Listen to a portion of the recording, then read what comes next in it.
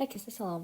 Bu dəfə şəkil əlaqələrindən bir suala baxırıq. Bu tipli suallar çox şirin suallardır. Yəni necə tapılır? Hər şeydən 3 dənə olmalıdır. Hər qaydadan, hər hərəkətdən, hər formadan belə deyim.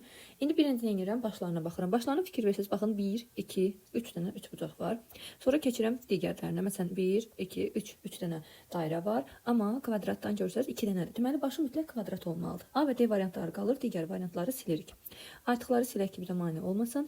Keçirəm məsələn əllərinə. Əllərinə fikir versəz, baxın 1, 2, 3. 3 dənə kvadrat var. 1, 2, 3. 3 dənə üçbucaq var. Deməli mütləq dairə olmalıdır. 2 dənə dairə var. Üçüncü də dairə olmalıdır. Variantlarda da dairədir. Biz indi iki şəkli çox vaxtımız getməsin deyib cavaba görə baxırıq. İkisinin arasındakı fərq ayaqlarına görədir. Birində birdən ayaq var, birində sayın deyək də. Birində isə 2 dənə xətt var. İndi variantlara baxıram. Fikir versəz, baxın 1, 2, 3 ayaqsız 3 dənədir. Keçirəm tək ayaqlılara. Baxın 1, 2, 3 dənə tək ayaqlı var.